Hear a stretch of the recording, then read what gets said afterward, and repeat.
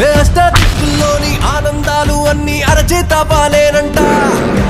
అత్యాస లేకుంటే పేరాస లేకుంటే ఐశ్వర్యమేనంట. అరే కొన్నాళ్ళు ఎండలు కొన్నాళ్ళు వానలు వస్తుంటే చాలంట. 100 ఏళ్ళు వద్దంట, పోయేదాకా బతుకు సాగిపోవాలంట. ప్రతిదీ నీతోనే నీతోనే బ్రతుకంతా